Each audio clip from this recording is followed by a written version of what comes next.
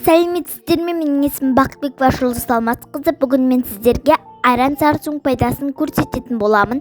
Ең бірінші біз төрттіліктің бірі сиыр малын сауып аламыз. Біз сиырдан сүт аламыз. Сүтте көптеген дәрумендер болады. Ол адам ағзасына өте пайдалы. Міне осы кезде біз анам екеуміз сиырды сауайын деп жатырмыз. Ең бірінші маған саумас бұрын анам сиырды қалай сау керек екенін көрсететін болады.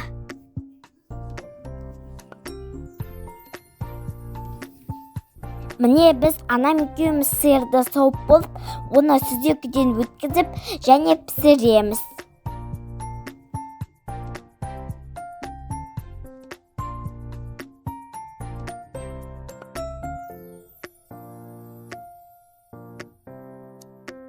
Енді мынау сауған сүтімізді, бағана саудық сүтіміз, қызым. Сосын оны пісірдік. Пісірген соң суытып қоя тұрдық. Енді ол сүтіміз суытқан соң біз оны жылытып алуымыз керек болады. Сүтімізді жылғанын бүйтіп көреміз. Кәне көрші өзіне сырттан ұстап қойып, жылытқан сүтіміз. Жылытып, сосын оған ұйтқы деп айтады, қатық немесе айран қосамыз. Айран саламыз.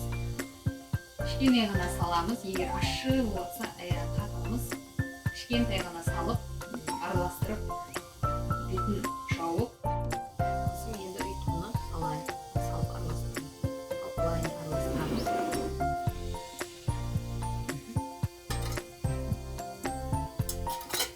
Жақсы ұю үшін біз ұйтқыны салған соң қасықпен осылай араластырамыз. Қасықпен немесе көп сүтіміз болса, оны ожаумен араластырамыз.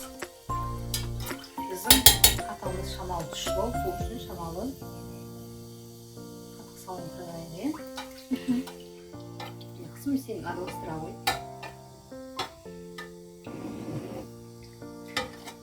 Болды, енді бетін жауып,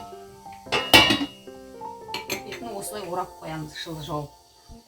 Міне біздің сүтіміз ұйыды, ол қатыққа айналды. Енді біз қатығымызды көбіге құйып, оған және де жылы су құйып, оны айран қылып пісеміз.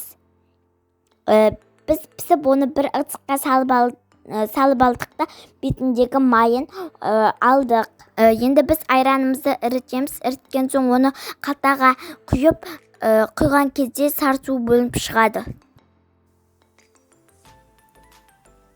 Әже, тамақтан кейін сарысу ішіңіз, сарысу ішкен пайдалы. Ой, көрейік қана. Күнде ішіп жүрміз ғой, бірақ көрейік бүгінде.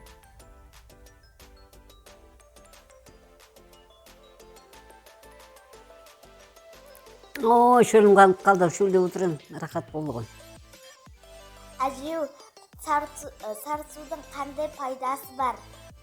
Не, бұл сарысуды біз бала күнімізден көріп келе жатырмыз. Қандай ыдысқа құйса да, ішін тазартып шығады бұл сарысудың қасиеті. Ішіне қақтырып қалған шелектерге сарысуды құйып, бір 10 сағаттай ма қойсаң, ішінің бәрін тазартып шығады. Соның бәрін кейін зерттеген шығар, әйтеуір денсаулыққа пайдасы бар деп, осы сарысуды кейін адамдар да ішетін болды. Енді бастарын жусаңдар, шаштарың әдемі болады. Іште үлкен адамдарға пайдалы деп мінеки ішіп жатырмыз. Кәдімгідей шөл қандырып қойды, мынау ішіп тамақтан кейін. Енді мен де сарысуды ішіп көремін. Дәмі деген сұйық айран сияқты, және тоз қоспаған құрттың дәмі сияқты. Енді мен сарысуға басымды жуамын.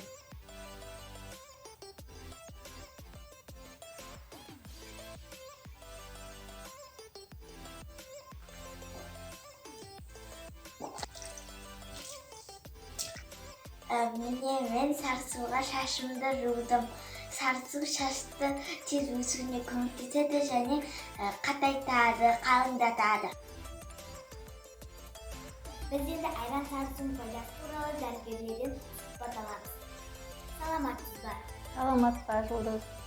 Мен сізден айран сарысудың пайдасы туралы мәлімет сұрауға келіп ем. Айран сарысуының қандай пайдасы бар?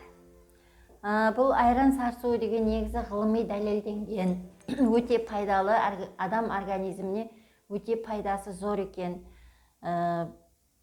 Бұл айран сарысуын сүттен ірімшікті ажыратып, бөліп алғаннан кейін қалатын қалды өнім. Оның құрамында холин, биотин, В тобының дәрумендері А, Е, С дәрумендері және кальций, магний кездеседі. Сонымен қатар сарысу лактозадан тұрады. Ол артық майдың жиналуына жол бермейді, әрі асқазан ішек жолдарының жұмысын реттеуге септігін тигізеді. Қант глюкоза және лактоза деп бөлінеді. Адам денсаулығына осының ең пайдалысы лактоза, сүттен алынатын өнім. Сарысу адам организмін тазалайды. Сондай-ақ ішті жүргізіп, адамның ішкі құрылысын тазалайтын да қасиеттері бар.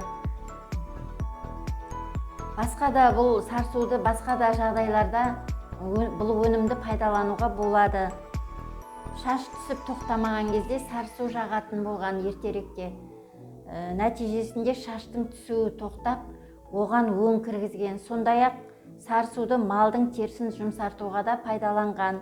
Бұны экспедицияға шығып, халықтан жинаған мәліметтерді тарихи деректердің негізінде айтып отыр екен. Сондай-ақ ғалым ірімшіктің сарысуынан сірне қалай алынатынын да түсіндірді.